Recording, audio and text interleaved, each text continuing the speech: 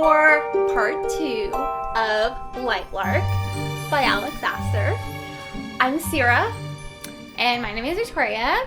And if you don't remember what happened the first episode, we'll just do a quick recap. So in Lightlark, there are 6 realms. There are the starlings, the sunlings, moonlings, skylings, wildlings, and nightshades.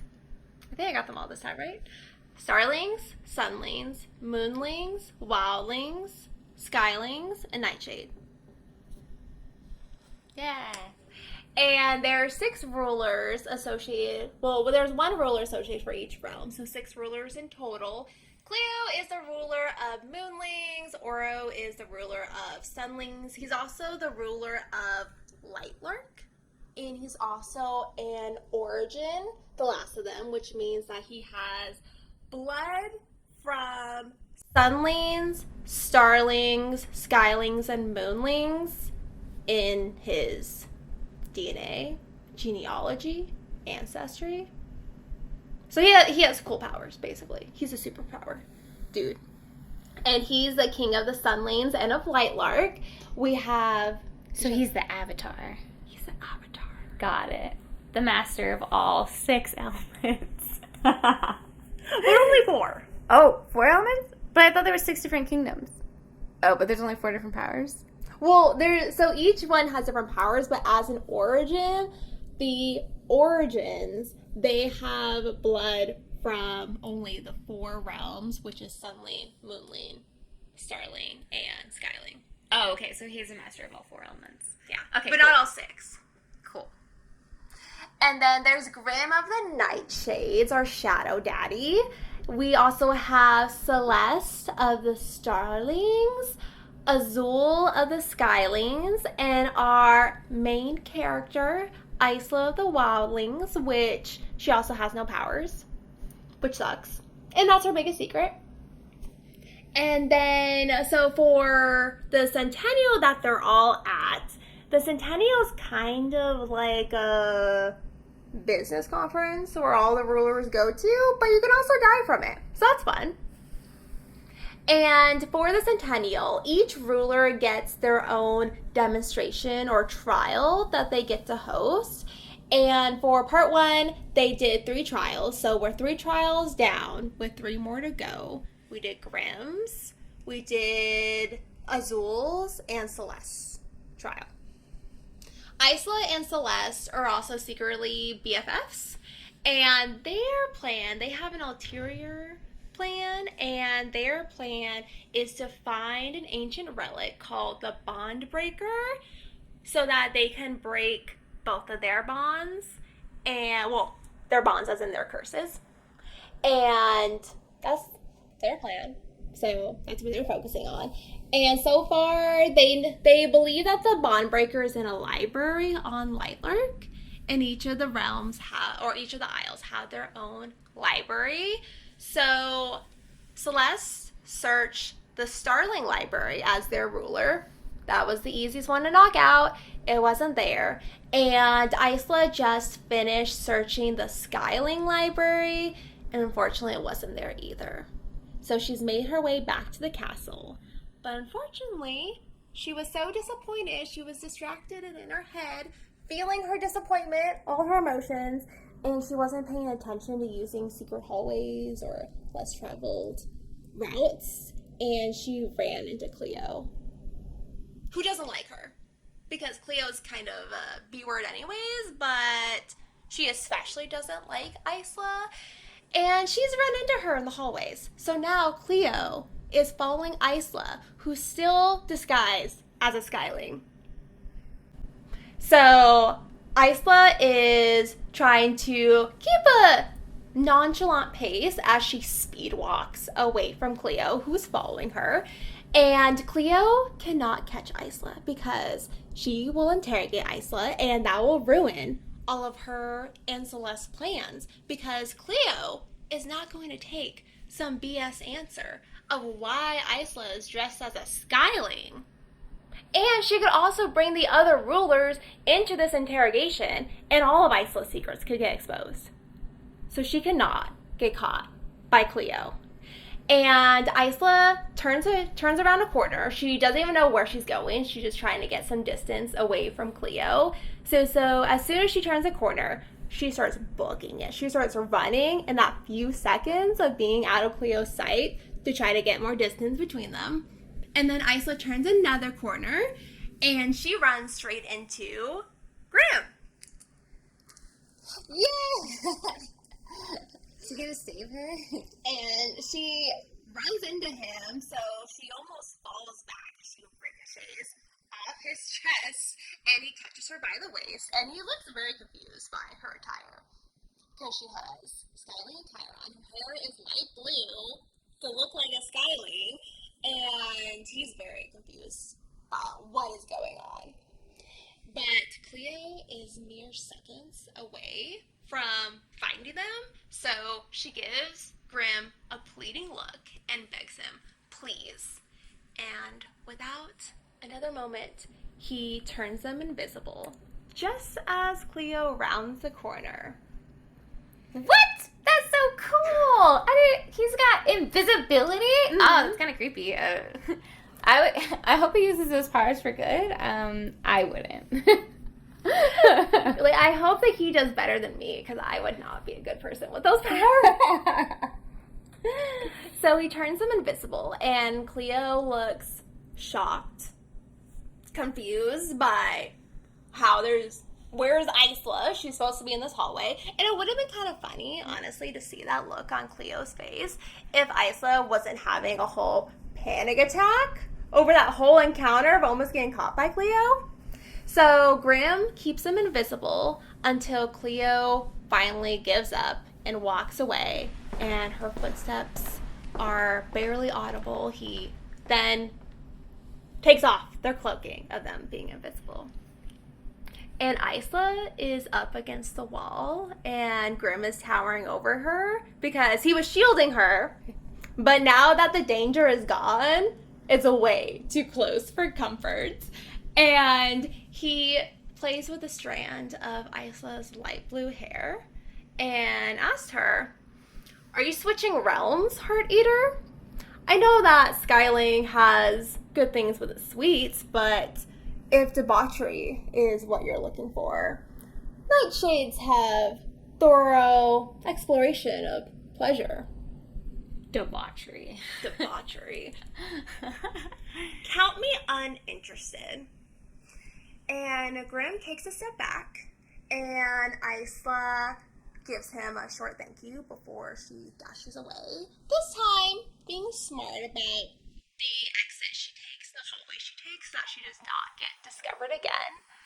But when she returns back to her room, she can't stop thinking about his words, his flirting, but also how gentle his touch was. And Isla's demonstration is up next.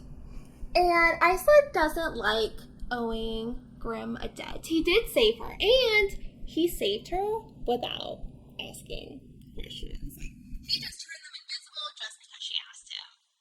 It's pretty great. So she decides that she wants to give Grim a heads up about her demonstration.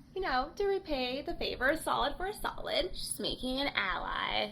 Trying to make an ally with the Nightshade. And by now, she has a pretty good idea about all of the rulers' daily habits through her stalking.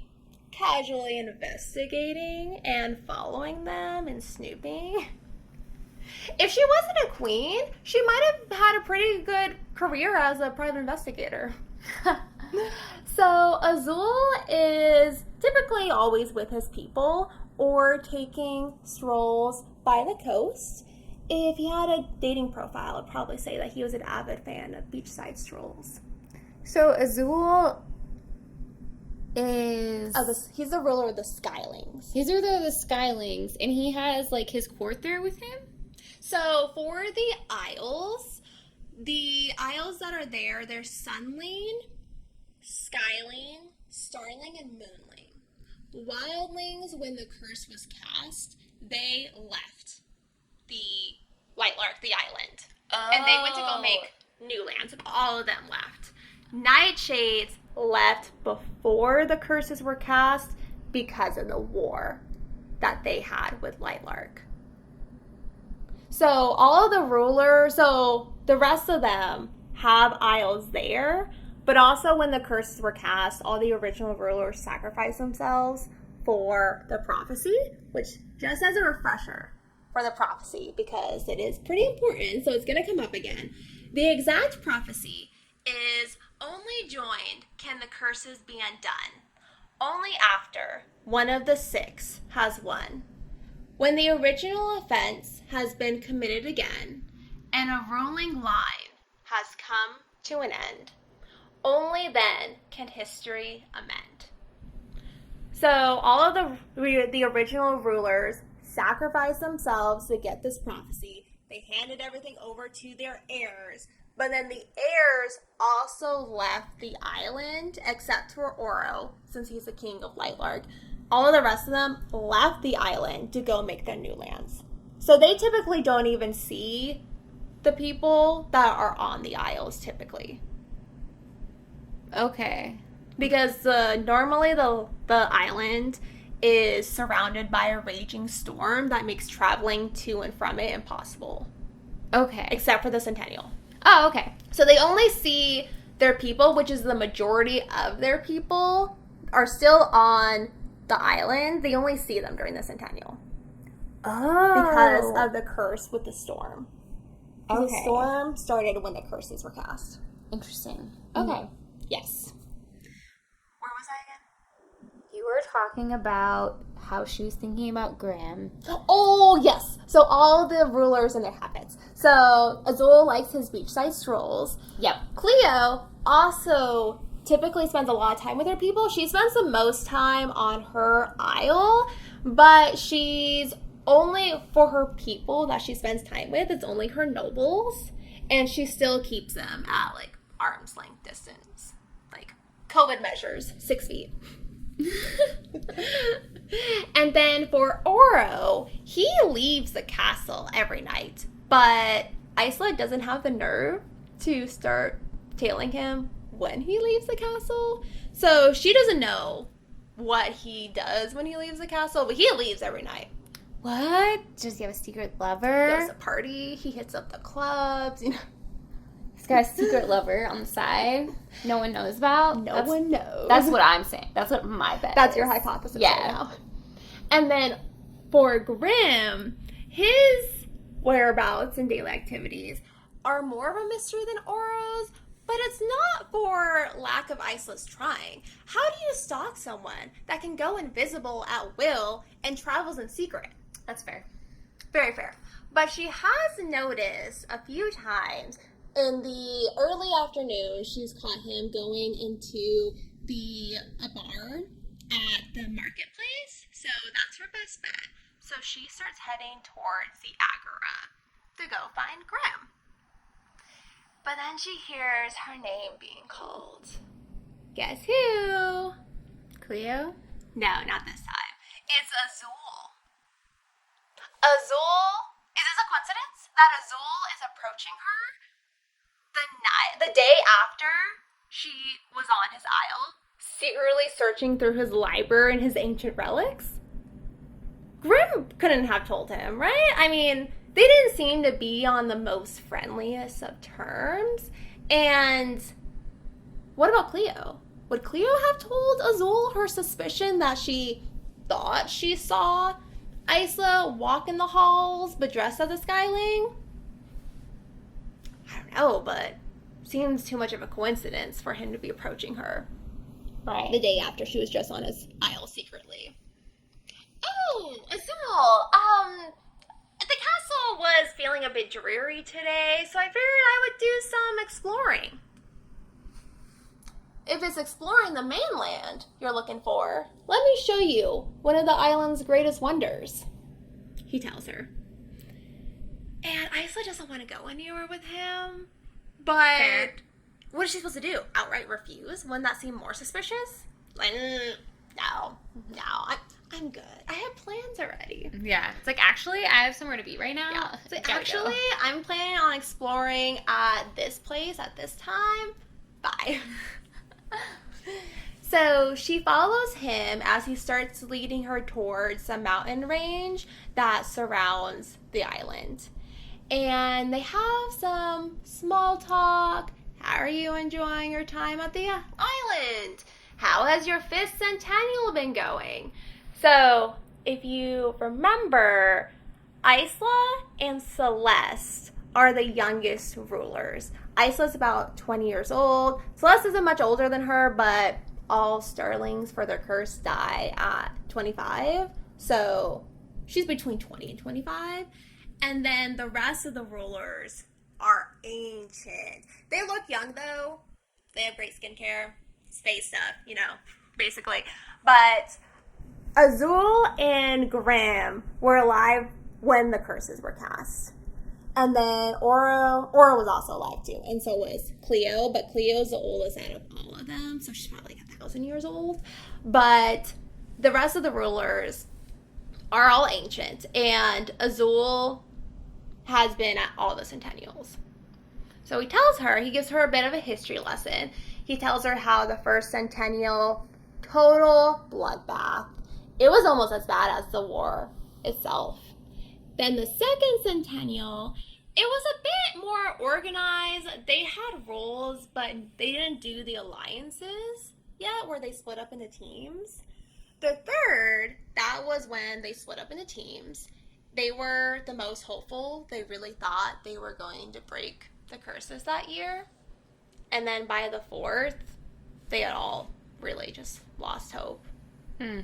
Cleo didn't even attend the 4th Centennial. What? Mm-hmm. Dang. She's like, never mind. I'll be cursed. It's fine. Exactly, because when a ruler doesn't attend the Centennial, they are forfeiting any wins, but also they are forfeiting breaking their curse if the other rulers do break it. Right.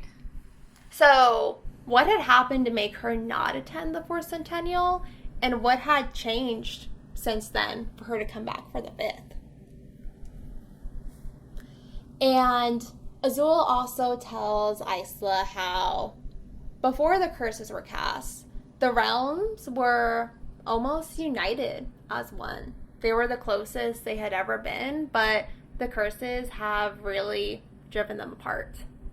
Dang. Mm-hmm. So Isla asked him, is that why King Egan, Aurora's older brother, was going to marry another ruler to bring the realms together? It's not typical for a ruler to marry outside their realm. So their love story that Poppy had told her in their history lessons always stuck out to Isla. It was like a star-crossed lover situation, Romeo and Juliet. Sunling King Egan was going to marry Starling Queen Aurora before the curses were cast. And she died? Dang. I love that name, Aurora. I know. Beauty. I do really like the names other than the whole pronunciation thing with Isla. No offense, but I do really love the names like Celeste, Cleo, Aurora. I do like the name choices, so Yeah. chef's kiss with the name choices. And Azul tells her that's exactly why they were going to get married, to really unite the realms. But here they are at the 5th Centennial. And if he's being honest, Azul doesn't know if he has it in him for a 6th Centennial. He looks at Isla with pity. Is this a warning? Is this a threat?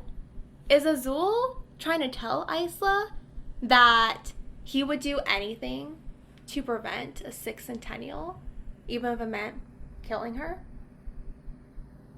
I mean, she does seem like the weakest link at this point. Mm-hmm.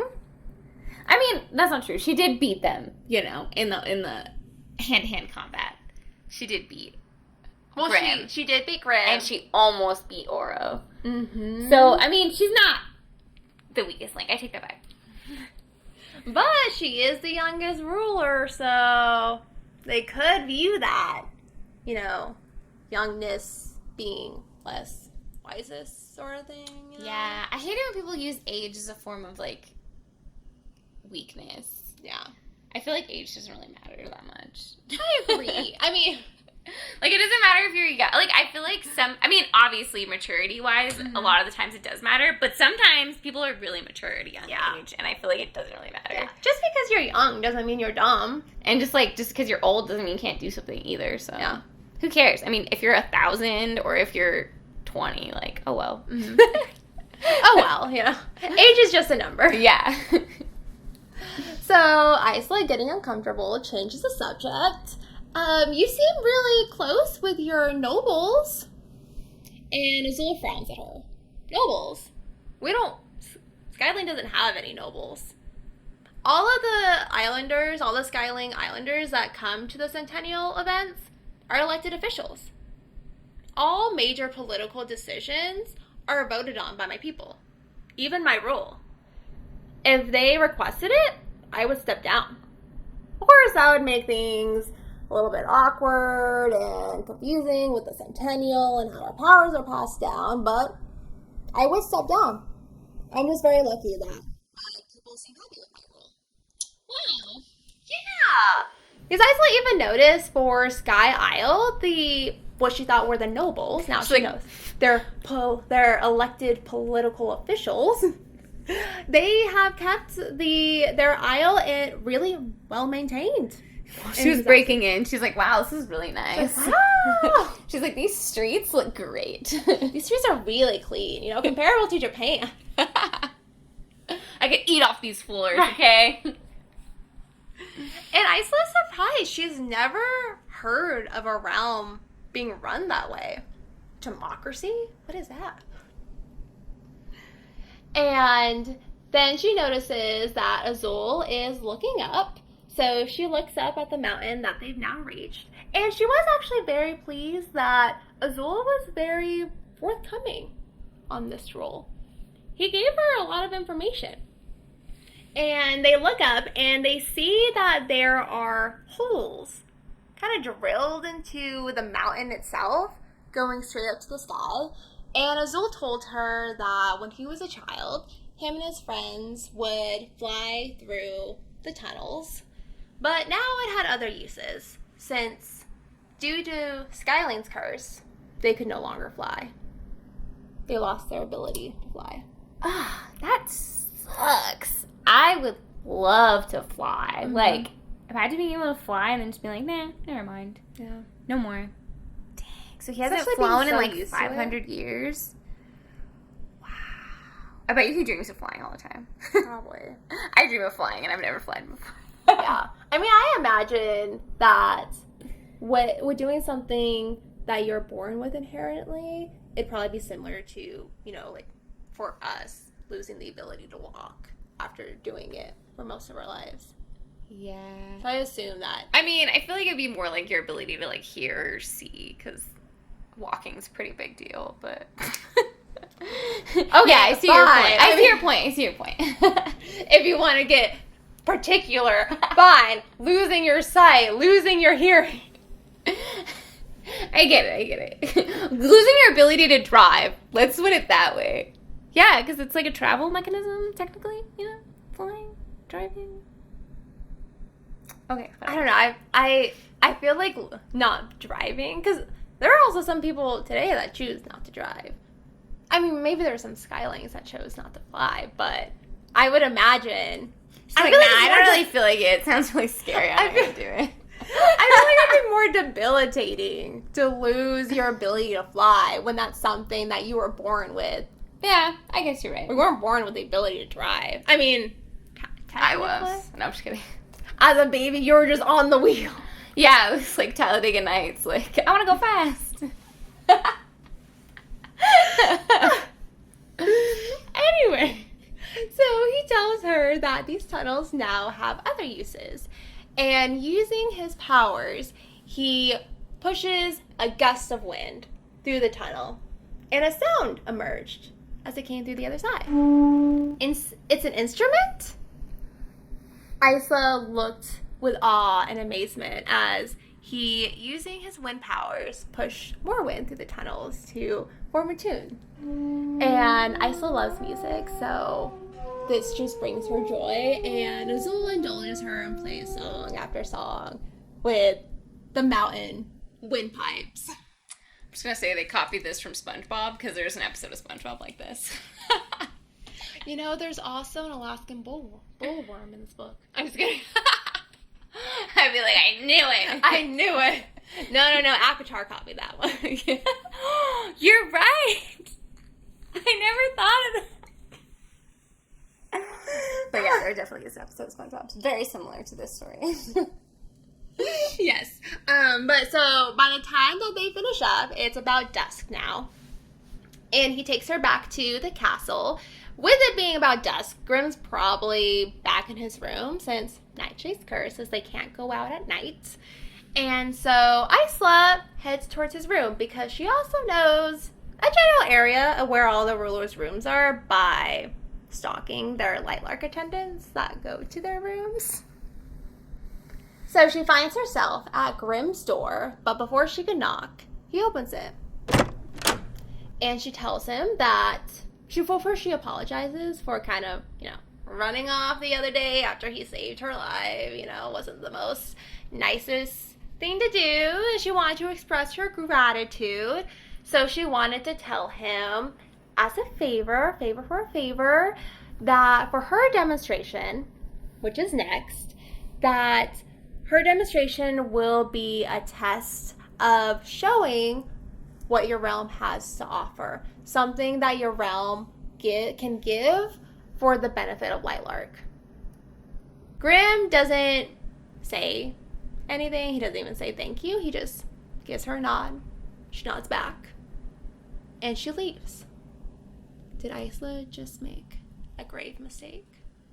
A grim mistake? So the next day is Isla's demonstration. Her demonstration was actually her idea. Bobby and Tara, their plan for the Centennial is for Isla to seduce King Oro, steal his powers, kind of the typical wildling stereotype. But Isla convinced them that for her demonstration, she wanted to show them that wildlings aren't just savage seductresses, that they can heal as much as kill.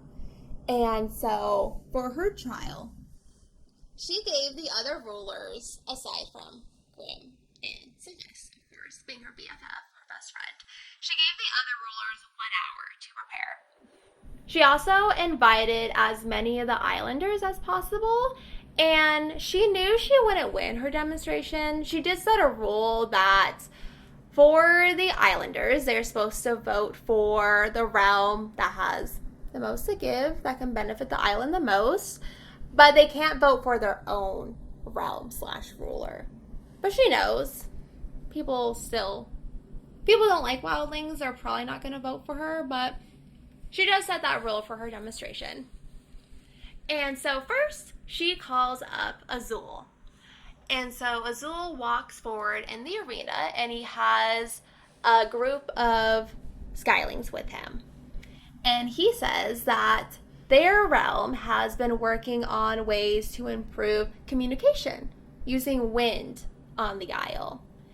And so he has a piece of paper in his hand, and using his powers, he flew the piece of paper across the arena right into Isla's hands.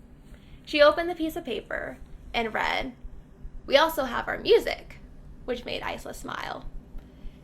And Azul says that this can be duplicated on a large scale, and his group of skylings start throwing handfuls of paper into the air, and each paper neatly folds itself up before setting off on a path of wind that the skylings had created channels of airflow and wind, and they all zoomed to their recipients. So Azul has basically founded USPS on Lightlark. They're all going to be mailmen now. Cool. Yeah. So the crowd applauses, and Azul takes his spot back on the sidelines. Cleo is called up next. Isla had hoped that with only having an hour to prepare, that Cleo would be frantic, nervous. Instead, she strides forward with her usual pompous demeanor. She has no tools or anything in her hands, no moonlings to help her, nothing. We have ships. For the past 2 centuries, we have built many, many ships. And that's it. She walks back. Ships are cool. The moonlings in the crowd all cheer for their ruler, confirming that I guess they do have many, many ships. But I still was surprised that nobody challenged Cleo's lack of a demonstration. But I also feel like she can't judge because during Azul's demonstration, she just threw her ninja stars. Right. So she's like, I got this. Kabam! Done. Bow. Drop the mic. So I'm like, girl, you can't. You can't judge. You can't judge Cleo for that. I mean, what's Cleo gonna do? Just be like, I build ships and just bring in a giant ship and be like, look at this thing. I mean, that would be pretty cool to use her moonling powers to be like, yeah, and there's like a giant ship in the middle of the room. And everybody's just like floating on like some floating water. I feel like that is really cool though. Like, I feel like a lot of the like back in the day, like the successful like places had really good ships, like Viking. Yeah. And yeah, I mean that's the only example I can think of. But you know, there's a lot more. It's also interesting though that they've been building ships because for Moonling's curse, every full moon, the sea itself turns against them and tries to drown and kill them. So they typically aren't able to travel by sea because if you're thinking about these long voyages, you're surely going to encounter a full moon by the time you make it to your destination or back. So you die. Like, I mean, I guess, but then you can also just go to land and then just like sleep on land for a day and then. But there's also the storm around them too for Lightlark. So in addition to that. Oh, so they'd have to ride through the storm. Mm-hmm. They have to try to get through the storm surrounding Lightlark, and then if they encounter a full moon on their voyage, they're screwed. Yeah. So it's an interesting thing that she's building ships, but okay, good for you, Cleo. It's her thing. It's her thing. It's her thing. And then Celeste is called up next. And Celeste brings her own entourage of starlings, and she explains that starlings have been working on honing their abilities and making weapons out of their powers themselves. So they've been concentrating their star energy to make weapons. And within moments, they do there's about a dozen starlings, and using their powers combined, they are able to make a sword in moments. Pretty cool. So the crowd applauses. Celeste takes her spot back as well.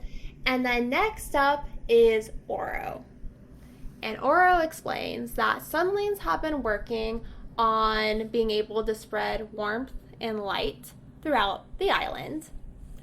And he creates a ball of fire in front of him. And he dips his hand into the fire before flinging it out across at the crowd as if he was splattering paint on them. People shriek as balls of fire are coming at their faces, but Understandable. But as the fires land in their laps and their hands, the fires have been encased in little orbs. So it's light and warmth and everything. The whole crowd marvels at these little orbs of fire. And Oro explains that the orbs will not go out unless the original one goes out. So he lets them ooh and ah before dousing his own original fire, which immediately douses all the rest of the orbs, like blowing out a candle. Pretty cool. Yeah.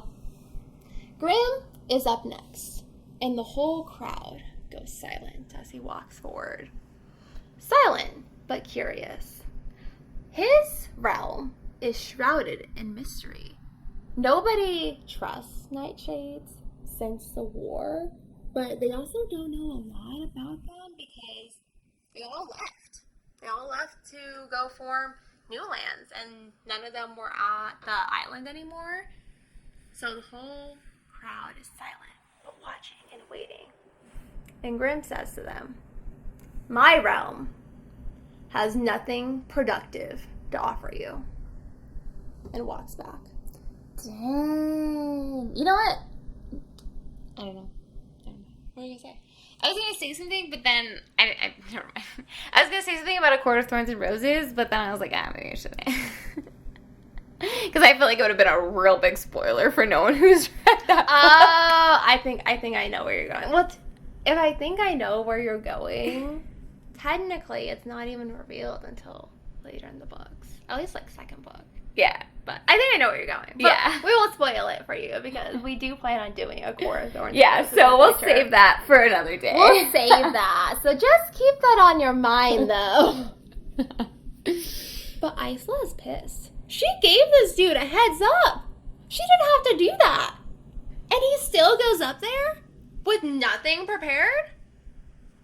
Making a mockery of her? Rude. The ungratefulness. But Isla can't let herself get distracted by Grimm because it's her turn up next. So she asks Oro if he can create a flame for her, some fire for her. And at first, he just frowns at her, just stands there. Is he just going to flat out refuse her? Will she have to ask another sunling in the crowd? Like, hey, you over there, can you make me some fire, please? Those orbs. Did you learn that yet? Can I get one? Can I get one, please? But then finally, he creates a pillar of raging fire in the center of the arena with a flick of his wrist. Thank you. And Isla walks forward towards the fire, and she takes out a vial, a thick crimson liquid. Wildlings have been working on creating healing elixirs. And before Isla could lose her nerve, she takes a deep breath and plunges her entire arm into the fire. Dang! That is hardcore. Mm-hmm. Yep. And the crowd gasps. Some of them scream in horror as her flesh chars and melts. Ew! Gross! Like, let me just cook myself really quick in front of this entire audience. That is disgusting. Actually, I burned myself Oh, there it is! I did! So I burned myself the other day. Burns suck. They did! As soon as my arm touched the pan, I was like, ah! So I just can't imagine just having your arm out in a fire and keeping it there.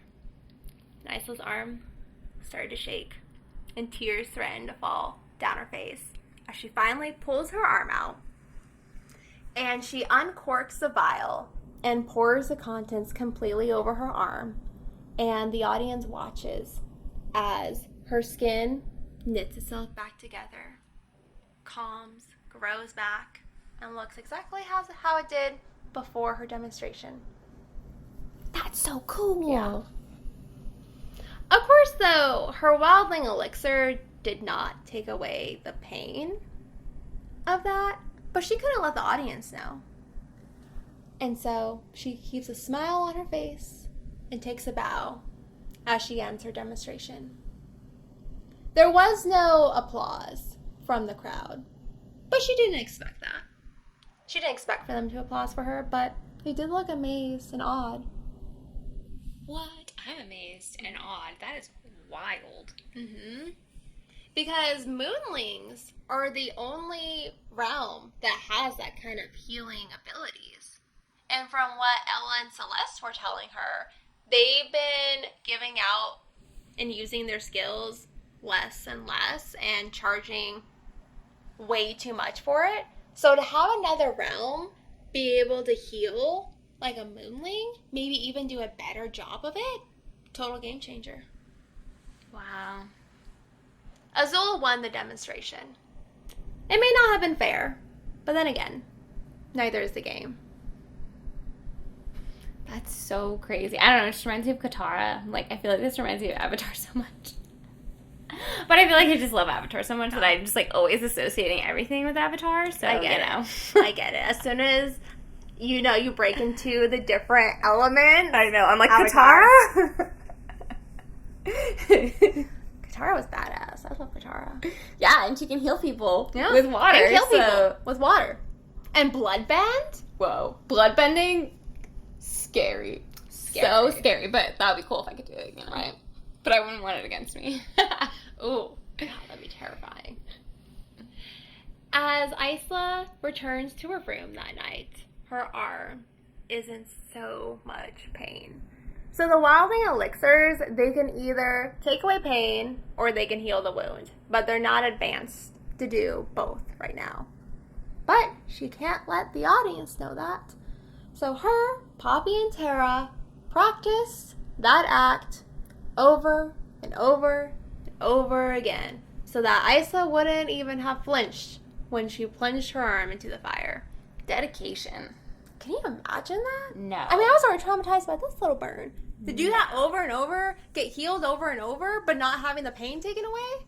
Ugh. Well, maybe they, like, switched off. They're like, okay, this time we're going to heal you, and then the next time we'll take away the pain, but your arm will still look really gnarly and burn, you know? I don't know. Gross. But yeah, they practiced that many, many times. Unfortunately, the dress Isla wore for her demonstration typically needed both of her arms to be able to get it on and off. So she's struggling to take off her dress with her one arm because she's trying not to use the other one because it's freaking healing still on the inside from all the pain and the damage.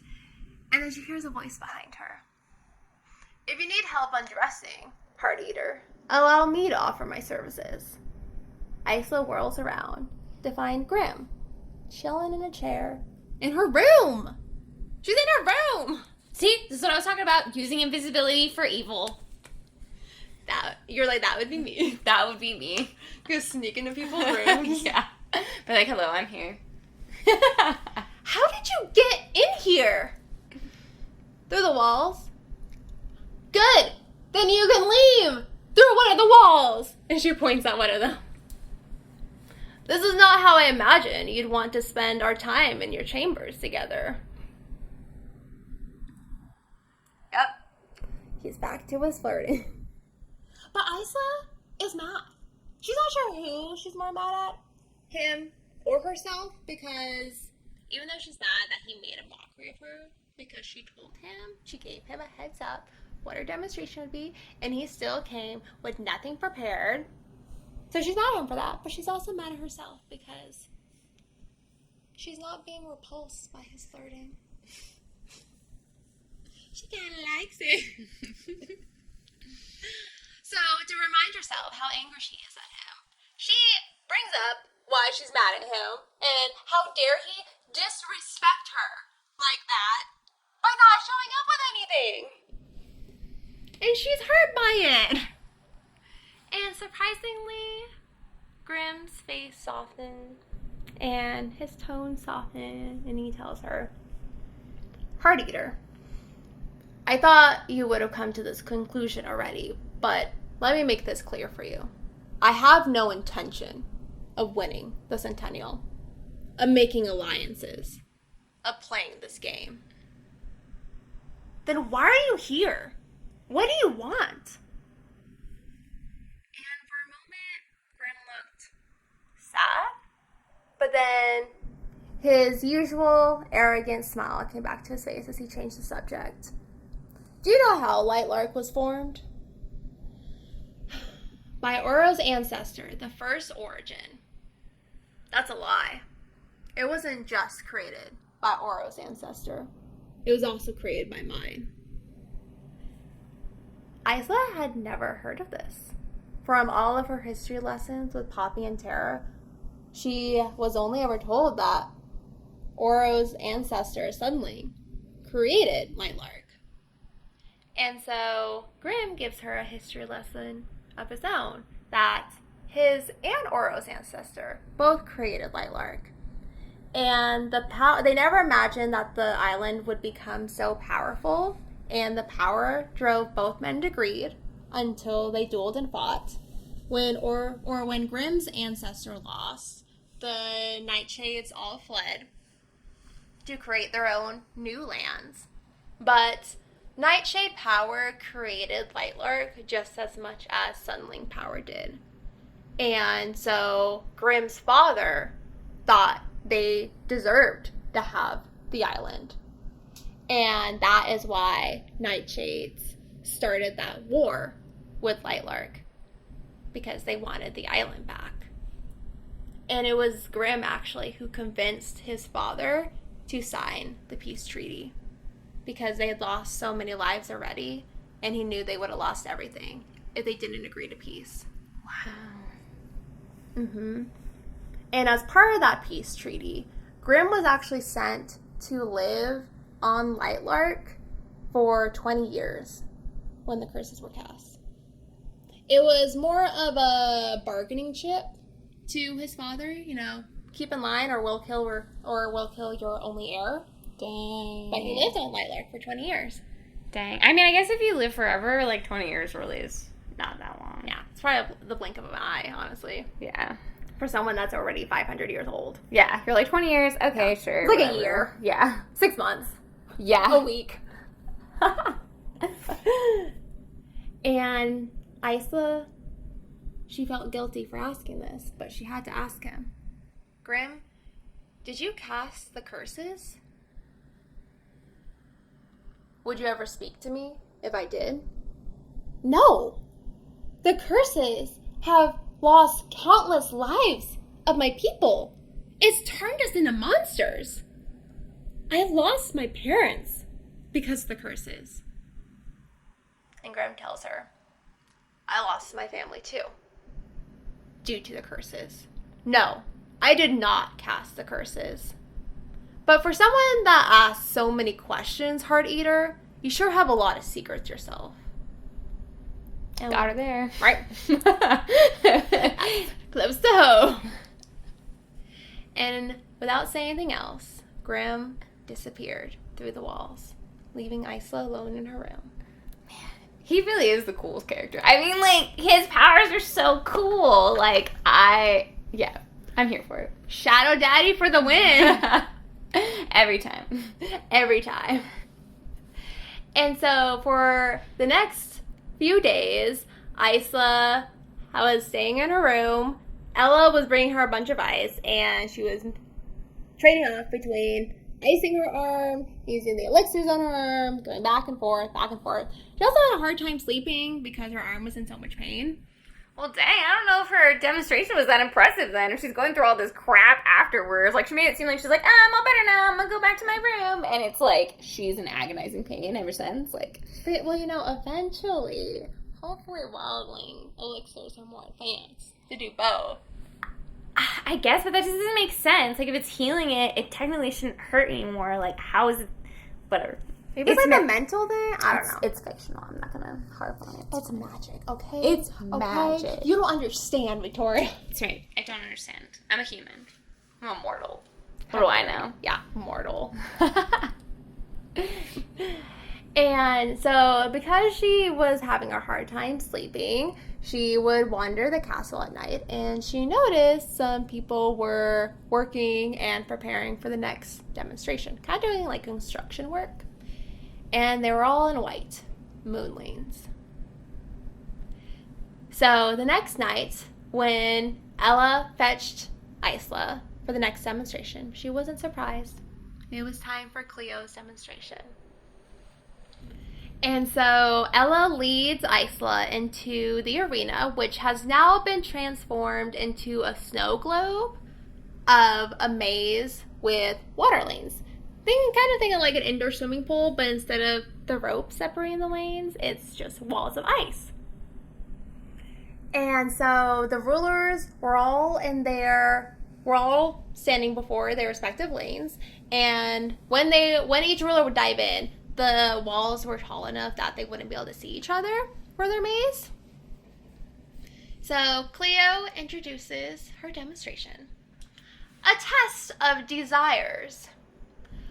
A true ruler should never desire something over the good of their realm. This maze will be guided by your heart to your biggest desire. The winner will be decided not based on the desire, but by whoever can find their desire first. For worse than desiring something over the good of your realm is not knowing what you desire at all. Dun, dun, dun. Sounds like Isla. Oh, I forgot. Did you mention who won the last round? Azul. Azul did? Yeah. Okay. Yeah. That's why I said it didn't seem fair, but neither was the game. Oh, okay. Azul won. So now for Cleo's one, all of the rulers have been gathered. And Isla, because she came in her pajamas, she is in a tank top and shorts. And she's about to jump into freezing water. She notices that the other rulers aren't in their normal ruler attire, but they're definitely dressed better than she is. Like, what, did they ask for a moment to get properly dressed before they went with their attendants? Because Isla, being half asleep, she just followed Elo blindly. She's like, okay, I'm up, let's go. And Oro is standing in the lane next to Isla, and he's looking at the frigid waters with anger, as if the water itself has committed a great offense against him. Isla also noticed that he has a gnarly rash on his hand. And Isla, channeling her inner Neville from herbology class, says more so to herself, Gizzleroot, nasty thing. Oro looks at her as if noticing she was there for the first time. You know what this is. What? Gizzleroot? Five leaves? Yellow buds? Spotted plants? Gizzleroot. Causes rashes and nightmares. You should treat it with an elixir of milk, tomato paste, ash, and mulberries. But Gizzleroot grows deep in the forest. What are you even doing in a place like that? And Oro grimaces as he thanks her as if the gratitude itself caused him pain. But then before he could say any more, even if he would say any more, the bell chimed and all the rulers died into the icy cold waters. There was no snow on Wildling, but Tara had figured there was probably going to be some terrain, weather-based challenges for Isla, so she prepared her for that by dropping Isla blindfolded in the middle of nowhere, in the middle of a hurricane. No food, no water. Typical Tara. That'll prepare you. So Isla had to make her way back home through a hurricane, and it took her 3 days to make it home that time. And by the time she got home, she was so sick with a raging fever from accidentally cutting herself, drinking muddy water, being in a hurricane for 3 whole days, that it took their best healers weeks to bring Isla back to health. Dang. You could have killed me! And Tara, in her normal, tough love tone, told Isla, the only way not to fear death is to meet it. So Isla knew what dying felt like. This wasn't it. And Isla made her way through the freezing, ice-cold waters until she came to a fork in the road, if you will. And one way felt like home. Felt like Poppy and Tara, her people.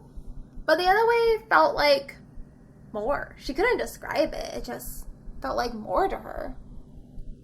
Cleo said that they would be led by their hearts in this maze, but Isla didn't know which way to go. Why was her heart so indecisive? And so Isla picked a way to go and kept on swimming, and Isla's lungs started going out first. Then her body started freezing up as she continued swimming in the water. And she started to feel herself sinking. She begged her body, just a little bit longer, please. But she felt herself continue to sink. And she wondered, was this Cleo's plan? Was her demonstration? Did she aim to try to, knock out one of the weaker rulers, to kill one of them so that Cleo wouldn't have to herself? theoretically, if Isla did die in this demonstration, at least that would fulfill part of the prophecy. Theoretically, at least Celeste would be safe in that situation. But Isla didn't want to die. If she died, that meant all of her people would die. Poppy would die. Tara would die. And Isla, again, she didn't want to die. She wanted to live. She wanted freedom, of course, but it was more than that. She wanted all life had to offer. She wanted the life of living a long life as a powerful ruler and have powers. She wanted a lifetime of friendship with Celeste. She even wanted love. She always judged others for being so reckless and falling in love. She judged her mother for succumbing to that and for sentencing her to this fate. But deep down, Isla did want it too. Grim. And so, with her dying breath, she willed her body to keep swimming further, and she clawed her way through the icy water as she felt the end of the maze. And she grabbed a tablet that was waiting for her at the end of the maze and hauled herself out of the water. And Ella brings her a towel. She didn't even read what was on the tablet, but Ella brings her a towel, and Isla begs, please, take me back to my room. And as Ella escorts Isla out, the rest of the crowd is cheering and crowning the winner, Cleo. Of course, Cleo would put on a demonstration that showcased her strengths. And when Ella had escorted Isla back to her room, she ran a bath of hot water and fetched some tea as Isla was going in and out of consciousness. Hypothermia ain't no joke. Mm-hmm. Dang. Ugh, so scary. Mm-hmm. But Isla had always denied her desires. You know, with her guardians, they always raised her and taught her that her life didn't belong to her. It belonged to her people. So she always denied her desires, but after that, how could she deny them anymore? And also, Isla wanted more now. She even wanted to break the curses even more because, of course, she wanted her own freedom. She wanted to be able to make her own choices and live a life that she wanted to live. But she also wanted her people to have a choice, to have Celeste and her people to have a choice, for Ella to make it to her 25th birthday. Hashtag free Ella. For real. And so Isla made a vow to herself that she will find the bond breaker, that she will break the curses, even if it meant breaking herself. Isla remained in bed for the next few days. She was just waking to have some soup before resting again because she was feeling like crap after that. Like you said, hypothermia, no joke. And Celeste even came to visit her, bringing her a traditional starling soup from her isle. And Isla still looked like... And it was now the 20th day of the Centennial. The day, or the night of the full moon, when she's supposed to be going to Moon Isle. Isla, I'll go instead. Isla knew that she must have looked like crap for Celeste to volunteer. No offense, Celeste, but you can't move like I can. You said so yourself. We can't risk this.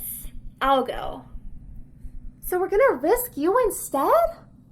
But Isla waved off Celeste's concerns, and she had Celeste help her dye her hair before she put on her moonling garb and made her way to Moon Isle. Juniper's intel was correct. There were no guards tonight. The isle was pretty much deserted, actually. It was a snow globe of ice, water, and the sea. It was beautiful and cold, exactly representing its ruler, Cleo. And there were rivers and fountains flowing all through the isle. And then the stones were made out of mother of pearl, and there were statues of sea creatures, mermaids, and ships. I know we've made a lot of Avatar references already, but just think of the Northern Water Tribe, but decorated by a mermaid, and that's Moon Isle. There was no sound, save for the raging sea, as it tried to break its way through into the Ice Palace, begging to be let in. The Ice Palace was where everyone was hiding. Unfortunately, it was also exactly where Isla needed to go, because the library was at the back of the castle, overlooking the sea. And so Isla made her way up to the Moon Isle Castle, but she can't just walk into the castle. One simply does not walk into Moon Isle Castle. So she sees that she can scale the white rock that the castle is built upon up the castle wall to a window that looked unbarred. Hopefully, fingers crossed, unlocked. That was her best bet, though. So she does some rock climbing. It's about 50 feet up. And when she's a few feet from the window, one of her footholds goes out, and she's falling. So she does some quick thinking. She undoes her choker for the attached dagger that's on it. And what's the word? Stabs the dagger. She stabs the dagger into the stone wall to stop her falling. She had a dagger around her neck? Oh, yeah. That's weird. Okay. I mean, she had throwing stars hidden in her hair. I know, but, I feel like you, turn a certain way and you're just, dead. Dead. You know? Prophecy fulfilled! And the dagger is just sturdy enough that she's able to get some new handholds and footholds before the dagger breaks on her. So that was her one get out of jail free card. Try not to screw it up again, Isla. She's now 20 feet away from the window, but on the bright side, she's not lying dead on the ground from the fall. So take it as you will. So she climbs her way back up to the window, and thankfully it is unlocked. So she climbs into the window, and she makes her way towards the back of the castle to the library. She doesn't know where exactly it is, but she can hear the sound of the raging sea, so she is following back because the library is supposed to overlook the sea. Oh, okay. There's, unfortunately, though, a lot of guards patrolling the corridors. A lot more than Sky Isle, surprisingly. And she ducks into her room, hoping that she wasn't spotted. But unfortunately, she was. She hears two guards approaching the very room she's hiding in. I saw someone! But how could they have gone past the Legion? A Legion? Cleo is building a Legion? For what?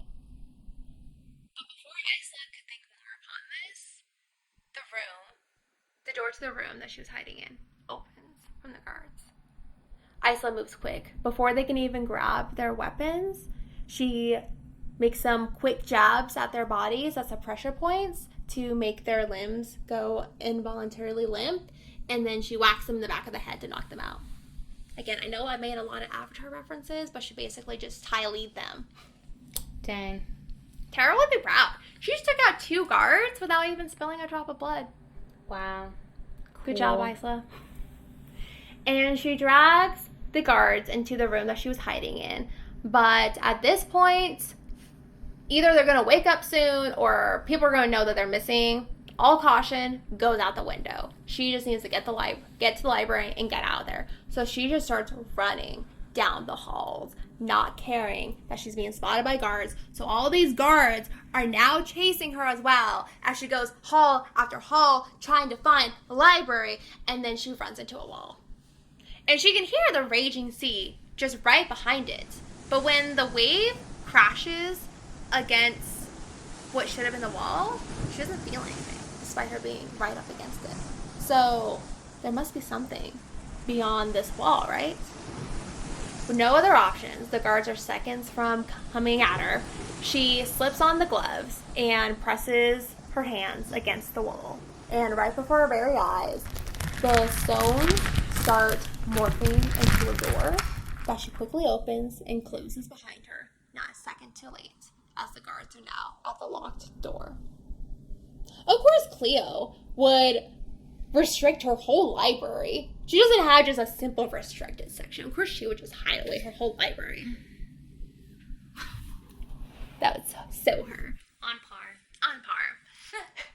The library is made out of ice and glass, and there's still the raging sea pounding upon all the walls and everything. And Isla is only seeing books lining the shelves. She doesn't see any sort of relics or ancient artifacts, and she can hear the guards trying to break down the stone wall.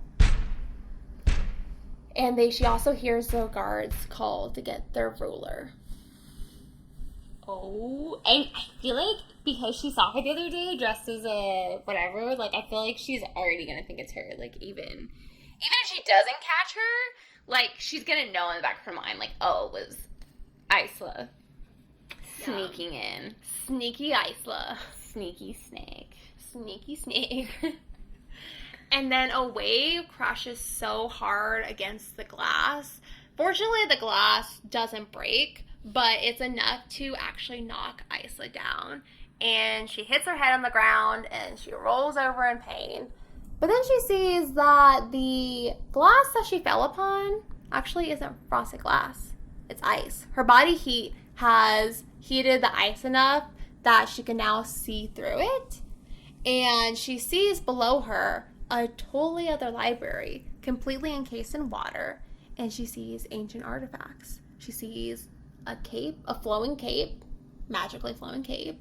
She sees a snowflake-tipped arrow, crystal daggers, keys as long as her arm, but no bond breaker. Boo. Boo. I don't know. That cloak sounds kind of cool. It does. Might as well go down and get that. Might as well take something, right? Maybe it'll get her out of there. And nothing that resembles a giant glass needle. Isla isn't just disappointed this time. She's mad. She went through a lot to get here. And she's so mad. And she sees warm liquid coming down her cheeks. Tears? Is she crying out of anger? But no, when Isla lifts up her hand to touch her cheek, what she sees on her fingertips is blood. The only souvenir Isla is getting from this excursion is a friggin' head injury. Dang. Mm-hmm. She's gonna jump out the window into the ocean so they can't get her. She'll be like, you can't come after me. The ocean will get you. I don't have to do anything. The ocean's my friend now. And she hears the guards outside the wall, still trying to break it down. Intruder! Reveal yourself! We have the whole place surrounded. The Legion is here. Our ruler is on their way. There's nowhere to run. Nowhere to go. And he was right. There was nowhere to run. But Isla never planned on escaping the way she came through. And so she takes out her star stick that she had tucked behind her at her spine.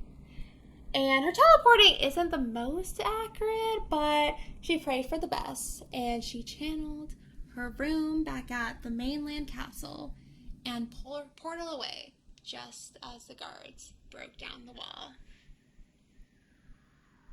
Dang. Where's Shanda? Oh, back at her room. Oh, okay. It For worked. some reason, I thought you were saying it's not that predictable. I thought she's just gonna pop in someone's room and they're gonna be like, "What the?" Room's room. I'm just gonna, that's what I thought, honestly. How the tables have turned. They're just gonna pop in and he's gonna be like, "Whoa." She's like, do you need help undressing? And so she's back in her room, and if she thought that she was feeling crappy before, she feels the worst now. She's still trying to recover from her hypothermia. She has a head injury now. She takes the longest nap of her life, and she's basically in a 2-day coma, only waking for soup. Sounds nice. Right. Sounds like a good staycation. Yeah. Gotta use that sick time, Isla. Cashing on the sick time. And it's now the 23rd day, and Isla has been summoned for tea. So she figures, after being in a 2-day coma, she should probably finally leave her bedroom. And Cleo, even though Isla wasn't caught at the castle, she's sure that Cleo is onto her. After seeing her dressed as a Skyling, and surely she would have gotten a description of Isla from her guard, so Cleo is surely going to be on her. And so Isla goes into the tea room, and all the rulers are seated at a table, and they are each poured 3 cups of tea.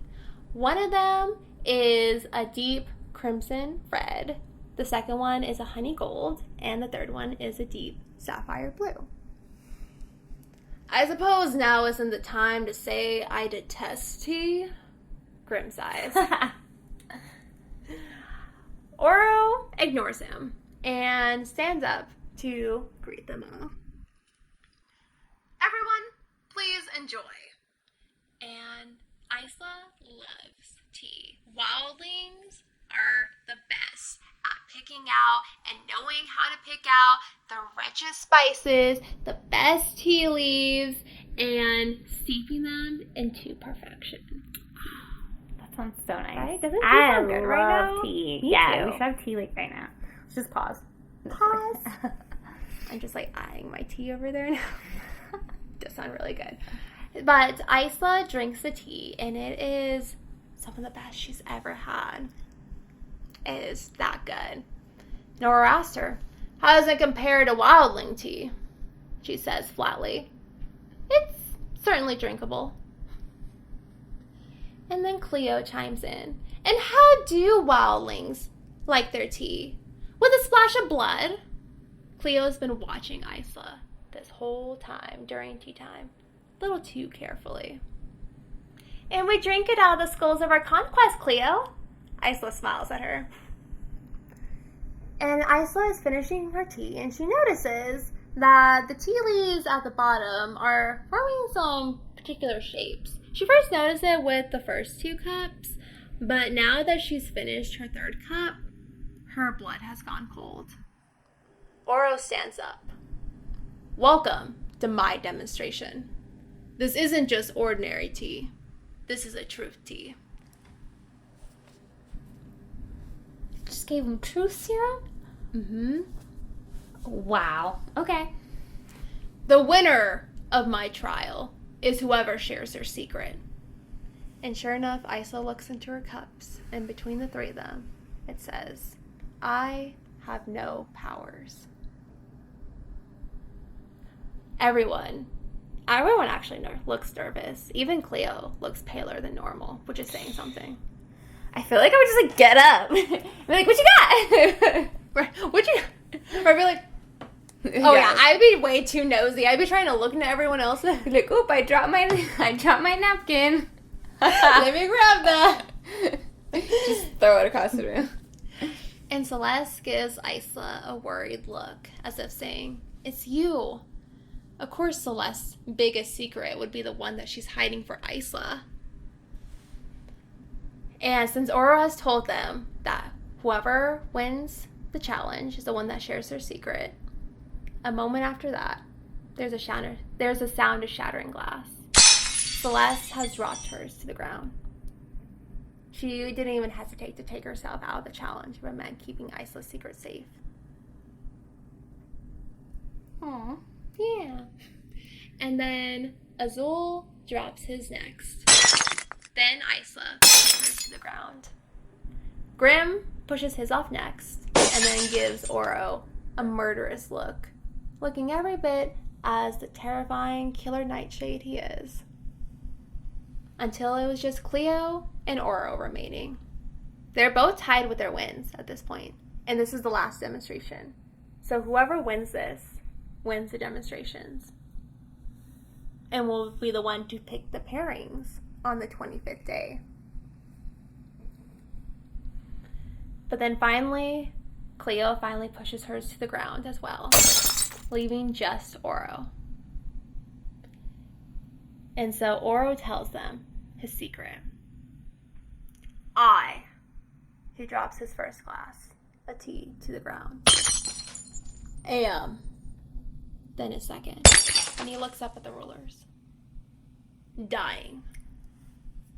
And then he drops his third and says nothing more as he leaves the room. Dang. I don't know why, but I really thought he was like the curse caster. So I was like, is it gonna be that he casts the curses? I'm like, there's no way he's gonna admit that right now. Twist.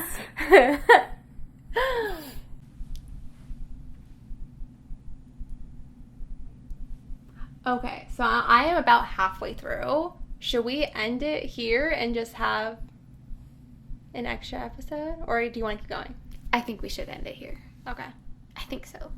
Because I don't think we should have 2 over 2-hour episodes. I think it would be better to have 5. We're only at 1 hour and 20 minutes, though. But you're only halfway through. So it'd probably end up being at least 2 hours and 15 minutes. Well, let me finish this chapter. Okay. Yeah. So. I feel like that was a good way to end an episode. Well, this chapter, though, is... Okay. There's only a little bit more, and okay. I think it'll still be a good spot. But if you don't think so, then we can end it there. I trust you. I feel like... Thank you. It'll be fine. Cool. If you were going to say...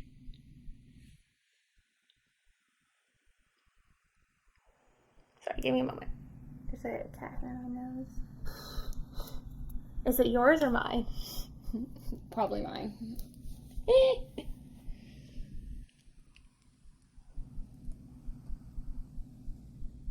Yeah, I'll do the next one. Technically that was the end of the chapter, but I think the next one will be a good spot to leave it at too. So we'll do it. That night at midnight, Celeste sneaks into Isla's room so that they can talk about what happened.